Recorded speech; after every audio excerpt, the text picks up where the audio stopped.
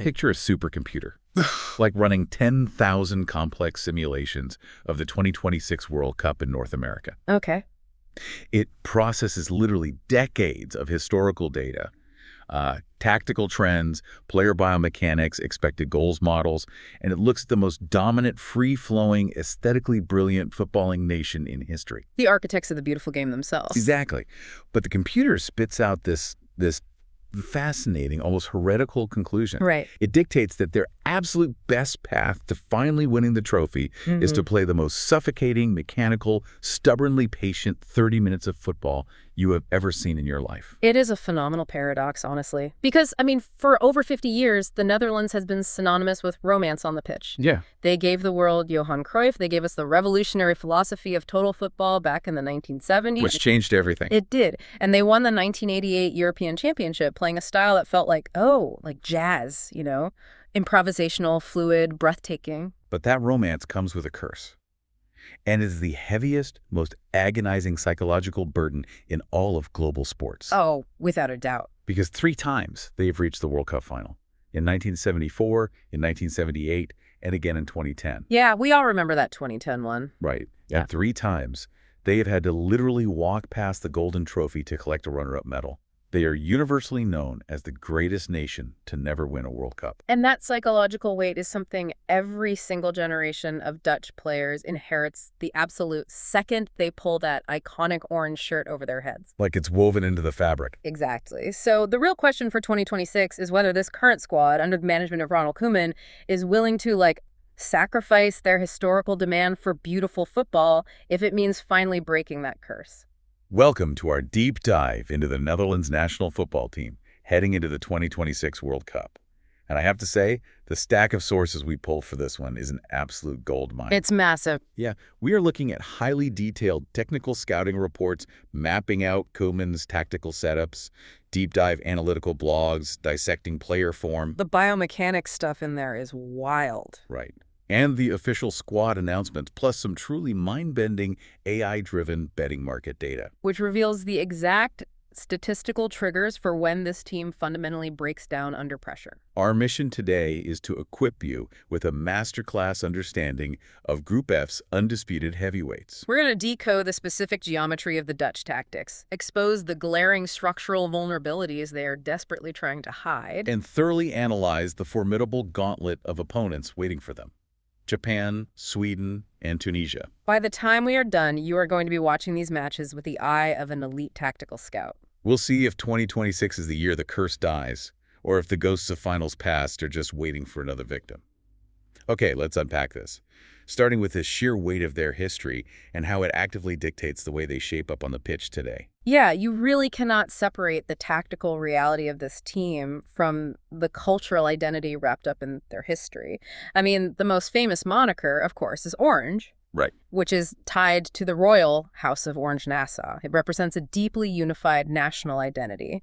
When this team plays, the entire country genuinely turns orange. Literally the streets, the canals, everything. Everything. But the tactical nicknames are what give us the blueprint for what we are seeing today. In the 1970s, the global press dubbed them Clockwork Orange. I always loved that one because it wasn't just, a pop culture reference to the movie. No, not at all. It was a highly specific description of their mechanics, every player moving in perfect, synchronized positional rotation. Precisely. Total football wasn't just running everywhere chaotically. It was a mechanical precision. Like a machine. Exactly. If a left back moved forward, a midfielder seamlessly dropped into that vacated space. They moved like the gears of a perfectly engineered clock. And then you also have the Flying Dutchman, which nods to the maritime ghost ship. But in a footballing sense, it highlighted their historical reputation for explosive vertical speed. And devastating wing play. Exactly. Which actually makes the tactical setup that Ronald Koeman is deploying in 2026 so fascinating. Yeah. Because reading through these scouting reports, he seems to be actively suppressing that historical vertical speed. He really is. I was looking at the positional maps, and Koeman has evolved this team into an incredibly rigid 3-2-5 shape when they have possession. He has. And it is a highly pragmatic, modernized evolution of that old Cruyffian philosophy. Okay, break that down for us. Well, when the Netherlands build their attack from the back, they do not push everyone forward in a massive wave. They settle into a remarkably patient 3-2-5 structure. So 3 in the back. Right, you have 3 center backs staying deep.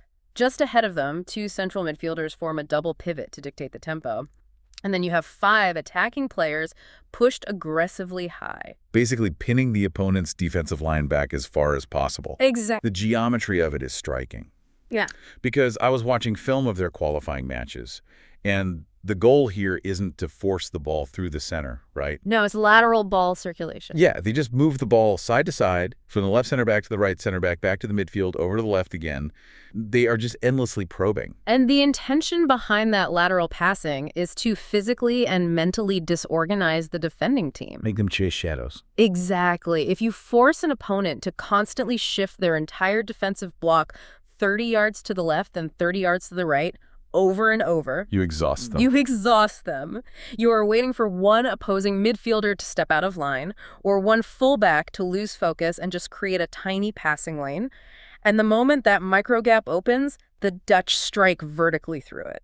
So it's less like a chaotic cavalry charge and more like a boa constrictor. Oh, I like that. Yeah, they're just slowly, methodically suffocating the defense side to side, tightening the grip until a gap opens up and they strike. That is a brilliant way to conceptualize it. Methodical suffocation.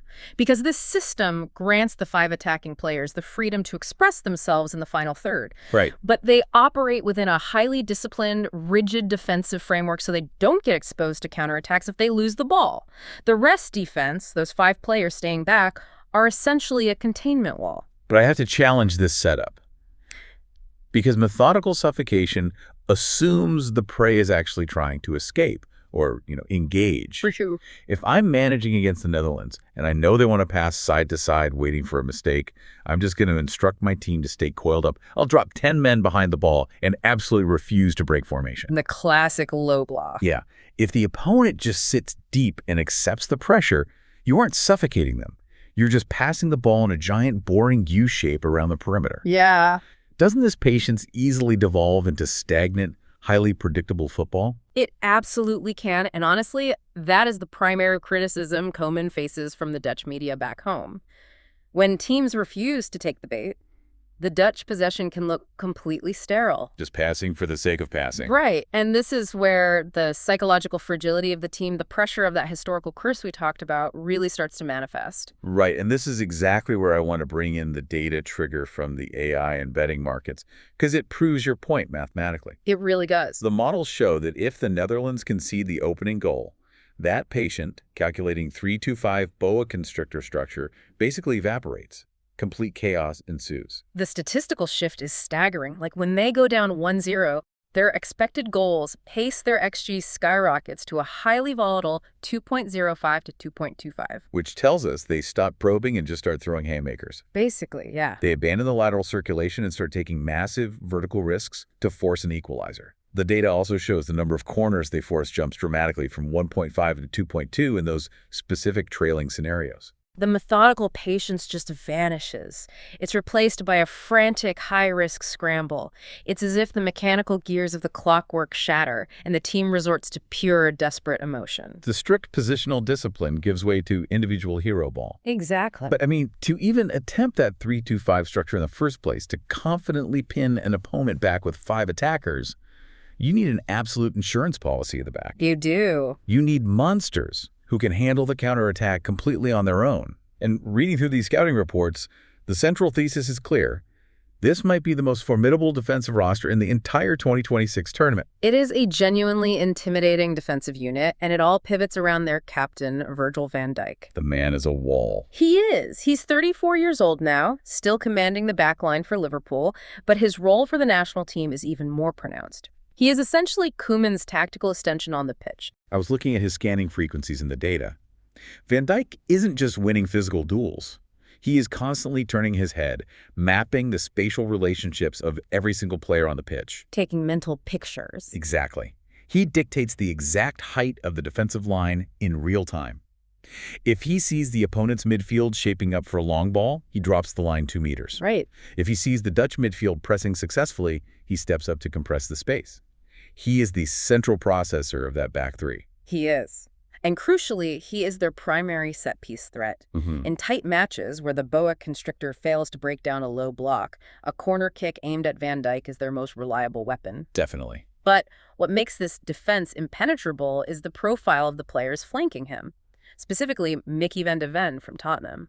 Van de Ven is a biometric anomaly. He really is. The scouting reports clock his recovery speed at elite world-class levels. When you play a high line with a 3-2-5, you are inherently leaving 30 yards of open grass behind your defense. Which is terrifying. Right. If an opposing midfielder lofts a perfect ball into that space, Van de Ven has the pure, sheer sprint speed to turn, track down an opposing striker, and completely extinguish the fire. His stride length and acceleration mechanics allow Koeman to play an aggressive high line without the typical fear of being exposed over the top. It's a cheat code. It is. And then on the right side, you have the absolute battering ram that is Denzel Dumfries. He plays for Inter Milan, and in this system, he operates as an asymmetrical attacking right back. Asymmetrical being the key word here. Right. Because he isn't sitting back with Van Dijk and Van de Ven. He is practically a winger.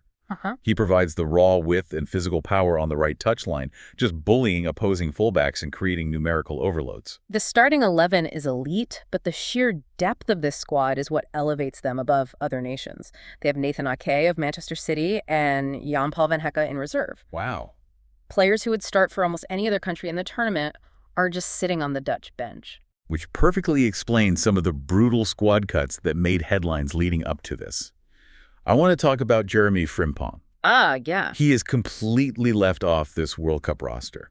And to the casual observer, snubbing a player of his talent looks insane. But when you break down the mechanics of the rest defense, it makes total sense, doesn't it? It is the ultimate testament to the ruthless pragmatism of international tournament football. I mean, Frimpong is an incredibly dynamic, explosive wingback. Incredible player. But the sources note he had a highly disruptive, injury-plagued season at Liverpool leading up to the tournament. In a system where tactical reliability and structural discipline are paramount, Koeman simply couldn't justify gambling on a player who lacked match sharpness. Right, because if you already have Dumfries providing the attacking thrust on the right, bringing Frimpong, who essentially does the same thing but with less defensive solidity in this specific system, is redundant. Exactly. It's a luxury you just can't afford when you need reliable deputies. Exactly. But the defense alone cannot win games. A 3-2-5 structure fundamentally relies on a midfield engine to connect the deep defensive trio to the high attacking quintet. They need a bridge. Right. And the Netherlands have engineered a beautifully complementary midfield pivot. This is where we talk about Frenkie de Jong from Barcelona. If Van Dijk is the central processor of the defense, de Jong is the gyroscopic stabilizer of the entire team. That is the perfect description. What makes de Jong world-class is not his tackling or his goal-scoring. It is his supreme press resistance. It's uncanny. When the opposing team tries to disrupt that lateral ball circulation by pressing high, de Jong acts as the release valve. I was watching clips of how he receives the ball. He never takes it static. He takes these incredible touches on the half-turn, literally in a phone booth surrounded by 3 defenders, and somehow he just glides out of the trap. Yeah, he uses a concept the Spanish call la pausa. He pauses on the ball just long enough. Draw a defender in? Exactly. Perfectly timing his release to exploit the space that defender just vacated. He seamlessly transitions the play from the defensive third into the attacking half. And beside him, bringing a completely contrasting but necessary profile, is Ryan Gravenberch. At 23 years old. Right, playing for Liverpool.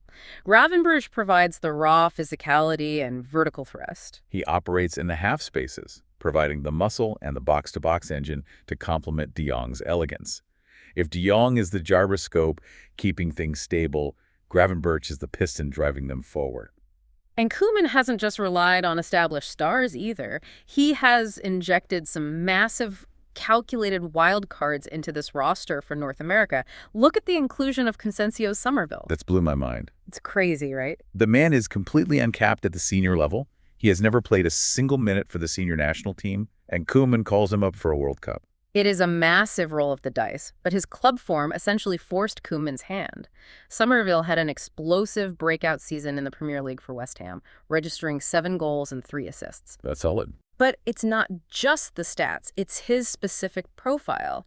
He brings a raw, unpredictable, chaotic one-on-one dribbling ability. He's the ultimate trump card. When that methodical boa constrictor approach isn't working and the opponent has parked the bus, you bring on Somerville to just aggressively take players on. Just break ankles. Yeah, break ankles and cause panic in the penalty area. He has vertical acceleration that you simply cannot defend systematically. He introduces chaos into a system built on order. And Koeman has also gambled heavily on youth and tactical intelligence at the back. He brought 20-year-old Joral Hato from Chelsea, who offers incredibly mature coverage. But the biggest shock was Jurrien Timber from Arsenal. The sources make a huge point of this. Timber hasn't played a competitive match since March due to a highly complex groin injury. Right. Bringing a player who lacks match fitness to a World Cup in the sweltering heat of North America seems like, I don't know, managerial malpractice. Why take that risk? Because of his elite footballing IQ, Timber is a tactical chameleon. He can operate as a traditional right back, he can tuck inside as a third center back, or he can seamlessly step up and dictate play as a defensive midfielder. Oh, wow. Yeah, Koeman values that cerebral versatility so immensely that he was willing to sacrifice a roster spot for a player who might only be 80% fit, simply to have his brain and positional awareness available to solve complex in-game problems. Okay, so we've mapped out the boa constrictor tactics, we've analyzed the impenetrable defensive fortress, and we've broken down the gyroscopic midfield pivot. Yep. But here is the cold, hard reality of tournament football. You cannot win a World Cup solely by keeping clean sheets. You have to put the ball in the net. You do. And this brings us to the profound vulnerability of this squad. Because as magnificent as they are in the back two-thirds of the pitch, Koeman's structure has some severe glaring limitations at the very top. It does. The Dutch have historically been a factory for legendary lethal strikers. I mean, Marco van Basten, Dennis Bergkamp, Ruud van Nistelrooy, Robin van Persie. So legends. They produced players who are cold-blooded assassins in the penalty area. But right now, heading into 2026, they are facing a genuine, profound striker dilemma. They are overwhelmingly reliant on Memphis Depay. Now, looking at the raw numbers, Depay is their all-time top scorer. He has 55 goals in 108 caps. That is a phenomenal historic return. It is. But the context is deeply concerning. He is playing his club football for Corinthians in Brazil, away from elite European competition, and his physical fragility is a constant shadow. He literally just recovered from a 2-month thigh injury.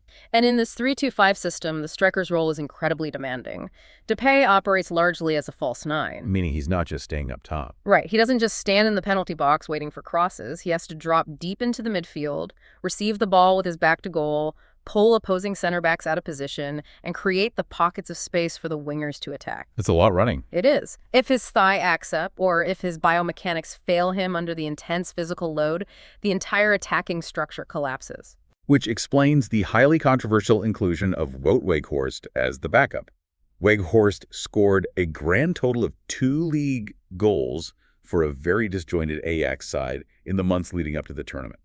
2 goals. It is a terrifying statistic for a World Cup contender, but Weghorst is not there to play beautiful football. Right. He is Koeman's ultimate break glass in case of emergency plan B. If the lateral passing isn't working, if it's the 70th minute and they desperately need a goal, Weghorst is subbed on to act as a physical battering ram. Just throw him in the mixer. Exactly. He provides sheer aerial dominance. They can just launch long balls to him, using him as a wall pass target to create secondary chances. But relying on a striker with 2 club goals as your primary contingency plan is a monumental vulnerability. Here's where it gets really interesting, because relying on a fragile Depay and an out-of-form Weghorst might have been manageable if the players feeding them were fully healthy. But they aren't. No.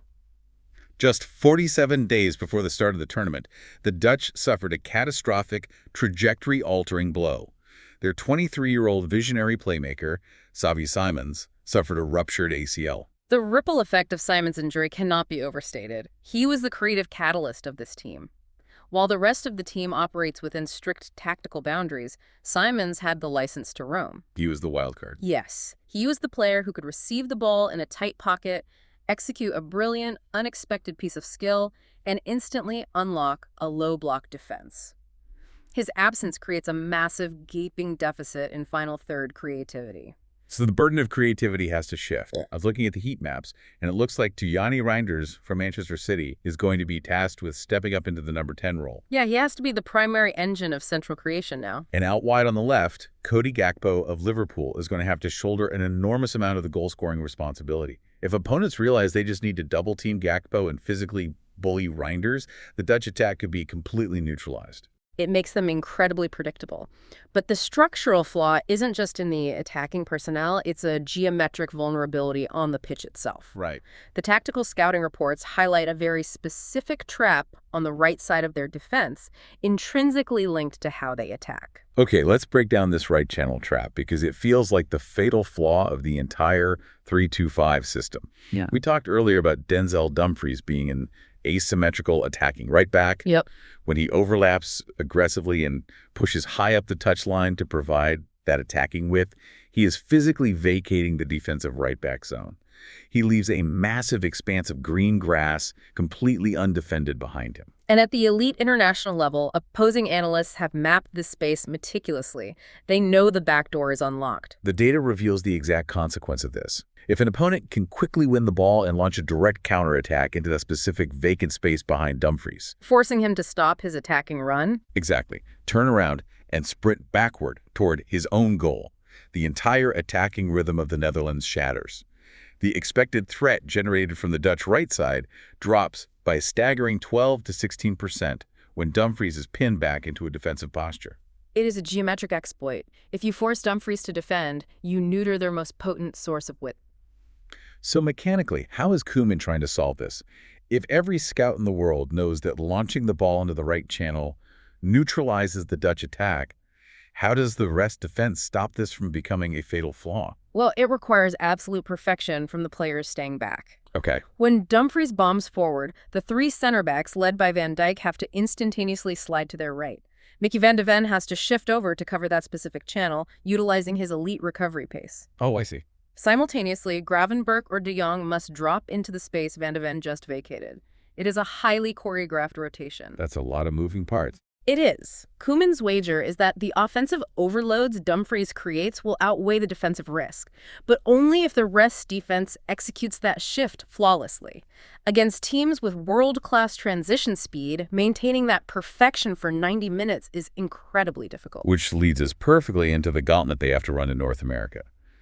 Knowing the specific Dutch vulnerabilities, the over-reliance on a fragile striker, the lack of central creativity without Simons, and crucially, that gaping geometric trap behind Dumfries, we have to examine the teams waiting for them in Group F. Because the schedule has delivered opponents perfectly engineered to exploit exactly those weaknesses. Let's look at Match 1, June 14th at AT&T Stadium in Dallas. The Netherlands against Japan. Hajime Moriyasu's Samurai Blue. Depending on which coefficient you favor, they are ranked 18th or 19th globally. But the narrative around Asian football has completely shifted. Japan is no longer a plucky, developing football nation looking to secure a respectable draw. No, they are apex giant killers now. Exactly. The sources cite their March 2026 friendlies as proof, and the results are terrifying if you are a Dutch fan. They went into Wembley Stadium and defeated England 1-0. Which is huge. An Asian nation going to Wembley and silencing the English on their home turf. That's a first. And then days later, they went to Glasgow and beat Scotland 1-0. They are arriving in Dallas with supreme tactical confidence. And Moriyasu deploys a highly sophisticated 3-4-2-1 system.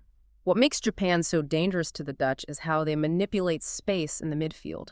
They utilize dropping midfielders as bait. Bait. Yeah, players like Ao Tanaka and Joel Chimafujita will deliberately drop deep, almost stepping on the toes of their own center backs just to receive a pass. Ah, I see the geometry here. Yeah. By dropping so deep, they are actively trying to pull Gravenberch and de Jong out of their disciplined defensive posture. Exactly. If the Dutch midfielders take the bait and step high to press Tanaka and Fujita, they leave massive passing lanes behind them. And the split second those passing lanes open, Japan sharply bypasses the press, firing the ball vertically into the feet of their advanced playmakers, Takefusa Kubo and Daichi Kamada. So suddenly, Kubo has the ball, facing the Dutch goal, with a clear runway to attack that vulnerable space behind Dumfries. Yep. And what should truly terrify Koeman is the sheer velocity of Japan's attack. The scouting reports clock Japan's transition speed at sub 10 seconds. Sub 10 seconds. From the moment they win the ball deep in their own half, they can execute a shot on the opponent's goal in under 10 seconds. Wow. This is the ultimate extreme stress test for the Dutch rest defense. When Dumfries is caught 30 yards up the pitch, can Mickey van de Ven slide over and stop Takefusa Kubo in less than 10 seconds? It will be a brilliant tactical battle, but we also have to highlight the physical war in the center of the pitch. Wataru Endo, who has earned the moniker the Duel King at Liverpool, Love that nickname. will be locking horns with his club teammate Gravenberch. Endo's entire game is built on disrupting rhythm. He will try to physically smother Gravenberch, preventing him from acting as the piston for the Dutch attack. There's also a massive environmental factor to consider here. This match is mid-June in Dallas, Texas. Oh yeah, the heat. Even if the roof is closed and the stadium is climate controlled, the travel, the training environment, and the ambient heat take a physical toll. If the Dutch try to play that patient side-to-side boa constrictor style and Japan forces them into repeated 60-yard recovery sprints, the heat exhaustion could dictate the tempo. And if the game becomes slow and lethargic, Japan's sudden, explosive sub-10-second transitions become exponentially more lethal. The climate could absolutely negate the Dutch ability to maintain that flawless rest defense sliding rotation we talked about. Fatigue makes cowards of us all, and it certainly ruins defensive geometry. All right, let's move from the blistering speed of Japan to the dramatic, almost theatrical resurgence of their next opponent. Match 2, June 20, at NRG Stadium in Houston. The Netherlands face Sweden. A completely different test. The trajectory of this Swedish team over the past year reads like a Hollywood comeback script. It really does. It has been a wildly turbulent journey. During the initial qualifying phases, Sweden was at rock bottom. They were leaking goals, the locker room was fractured, and they looked completely disjointed.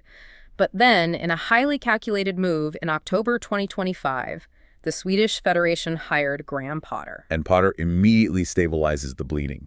He institutes a calm, methodical culture, gets them into the playoffs through the UEFA Nations League back door, and they secure their ticket to North America with an 88th-minute winner against Poland. Complete bedlam. He saved their entire program. He did. Potter is a phenomenal tactician, and he recognized immediately that Sweden didn't have the personnel to dominate the ball against elite European nations. So he built this squad around a deeply pragmatic, impenetrable 3-4-2-1 low block. They are fully prepared to concede 65% possession to the Netherlands. Oh, happily. They will sit incredibly deep, absorb the lateral passing of the boa constrictor, and funnel the Dutch attack into dead-end zones on the flanks. And while they are defending, they are basically coiling a spring. Because when they do win the ball, they possess a lethal world-class attacking duo. We are talking about Victor Gyökeres, who just scored 20 goals for Arsenal and helped win the Premier League. An absolute unit. Partnering with Alexander Isak from Liverpool, that is a terrifying combination of physical power, technical skill, and finishing ability. It is a forward line that can win a match with a single touch. However, the sources note a significant injury blow for Sweden. They are missing Dejan Kulusevski due to a severe knee issue. That's a big loss. Huge. Kulusevski was the tactical bridge for them. He was the player who could carry the ball out of the low block and patiently link up with the strikers. Without his progressive carrying ability, Sweden's transition plan becomes significantly more blunt. They lose the scalpel and have to use a sledgehammer. They are going to sit in that deep block and simply launch direct, long balls up the pitch toward Gyökeres and Isak, hoping those two can win the brutal physical duels against Van Dijk and Van de Ven. Which means the mandate for the Netherlands is incredibly clear. They cannot afford to be patient in this match. Right. Because Sweden's defensive structure under Potter is relatively new and still occasionally disjointed, the Dutch must apply ferocious high-tempo pressure in the opening 20 minutes. They need to score early before Sweden can settle into their defensive rhythm and gain confidence. If the Dutch just pass side to side and let Sweden get comfortable, Gyökeres and Isak only need one successful long ball to completely upend Group F. Exactly. This brings us to the final hurdle. The dark horse of the group. The team that will likely be fighting for their absolute tournament lives in the third match. And this is where we get to reveal the hyper-specific, real-time data metrics from the supercomputer models. This is my favorite part. Match 3. June 25, Arrowhead Stadium in Kansas City. The Netherlands versus Tunisia. Sabri Lamouchi's Eagles of Carthage. They are ranked 44th in the world, which on paper looks like an easy fixture for the Dutch. On paper, yeah. But this is an incredibly proud footballing nation with deep historical pedigree. They were the very first African team to ever win a match at a World Cup, famously defeating Mexico back in 1978. And they are not coming to North America just to make up the numbers. They boast a rock-solid, disciplined defensive foundation. The scouting reports highlight that they navigated 6 straight qualifying matches without conceding a single goal. 6 consecutive clean sheets in international football is an immense achievement, regardless of the opposition. It is built on immense tactical discipline and horizontal compactness. Their midfield anchor is Elias Schiri from Eintracht Frankfurt. His role is to essentially act as a human windshield wiper sitting in front of the defensive line. A human windshield wiper. Yeah. He covers an astounding amount of ground, breaking up passing lanes and physically imposing himself on opposing playmakers. If Tunisia enters this final match needing a draw to advance, they will park an incredibly compact block on the edge of their own penalty area and absolutely dare the Dutch to try and thread the needle through Schiri. But they also have creative outlets to relieve pressure. They feature Hannibal Mejbri, who has grinded out experience in the Premier League with Burnley, and a wildly exciting 18-year-old wonder kid named Khalil Ayari, currently on loan at PSG. He's lightning fast. Yeah, if the Dutch push too many players forward trying to break down the block, Ayari has the raw pace to punish them on the counter. It has the potential to be a deeply frustrating, attritional match for Ronald Koeman's side. However, this is precisely where the predictive data models give us a fascinating sense of perspective. Right, because despite the distinct specialized threats posed by Japan's speed, Sweden's strikers, and Tunisia's defensive block, the AI models remain overwhelmingly confident in the overall Dutch structure. Very confident. I was looking at these probabilities, and the supercomputers are barely breaking a sweat over Group F. The models assign the Netherlands a massive 96.2% probability of qualifying out of the group stage and a robust 58.5% chance to win the group outright. The mathematical rationale is that over the course of 3 90-minute matches, the sheer structural dominance of the Van Dijk-led defense and the press-resistant control of Frenkie de Jong will ultimately smother the variance. Just suffocate it. Right. The models believe the boa constrictor will successfully squeeze the life out of these opponents. But the data also gives us an incredible tool as viewers. It's what the analytical sources refer to as the minute 30 holy grail. This is the specific combination of real-time metrics that dictate exactly when the Dutch system is failing. Yes. So what does this all mean? For you listening right now, how do you use these hyper-specific numbers while watching the game from your couch? This is how you watch a match like an elite tactical scout. Set a timer on your watch or your phone.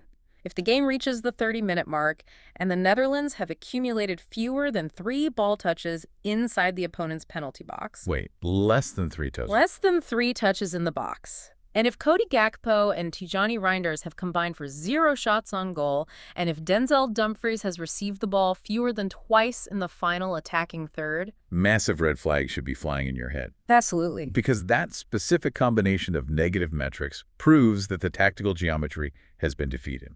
It means the opponent has successfully pinned Dumfries back, neutralizing the right side width. Exactly. It means Schiri or Endo have successfully bullied Reinders, cutting off the central creativity. And it means the low block has kept the ball entirely out of the danger zone. Precisely. In that exact scenario, even if the scoreboard still says 0-0, the predictive model slashes the Netherlands' full match expected goals output from a healthy, dominant 1.80 all the way down to a fragile 1.2 or a 1.35.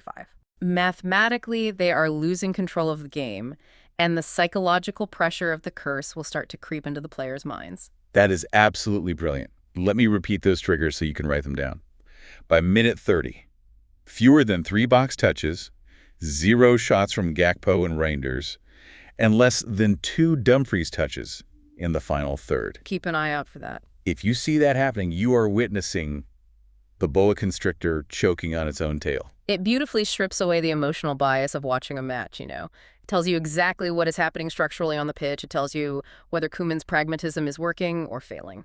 All right, let's pull all of these threads together and distill the core duality of this 2026 Netherlands squad. On one side of the pitch, you are looking at an immovable, world-class defensive fortress. Unbelievably strong. Anchored by the cerebral dominance of Virgil van Dijk and the biometric freakishness of Mickey van de Ven, they possess a back line that very few teams on the planet have the pure physical or tactical capacity to break down. But on the other side of the pitch, you have a highly questionable, injury-riddled attack. They are relying on the physical fragility of Memphis Depay as a false nine, just holding their breath that his thigh holds up. Right. And they are desperately scrambling to replace the devastating creative void left by Xavi Simon's ACL tear. They are ultimate tactical chameleons. They can dominate 70% possession.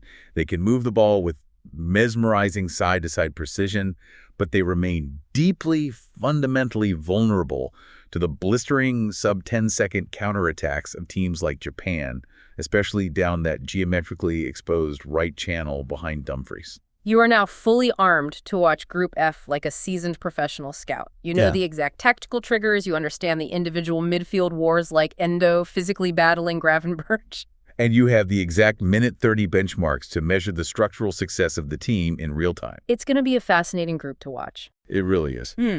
But as we wrap up this deep dive, we want to leave you with a lingering philosophical question, something to really mull over before the referee blows the opening whistle in Dallas. Yeah, because this team's entire cultural identity, the very soul of Dutch football, was forged in the fires of total football. Right. It was built on romance, free-flowing movement, and beautiful, unapologetic attacking play. But Ronald Koeman has deliberately returned them to a pragmatic, defense-first, highly calculated, almost mechanical foundation. So the provocative question is this. Are the Dutch finally permanently abandoning the romantic soul of the football that made them globally adored, but ultimately left them empty-handed and heartbroken in 3 different World Cup finals? This is the big question. And if they actually go all the way in North America, if they finally lift that golden trophy playing cautious, mechanical, suffocatingly pragmatic football, will the Orange Legion genuinely celebrate the victory, or will they quietly mourn the death of their beautiful footballing soul? Something to think about. It is the ultimate, eternal trade-off between the beauty of art and the cold reality of victory. Absolutely. Enjoy the tournament, everyone. Have fun watching the Clockwork Orange try to force the gears to finally align. We'll catch you next time.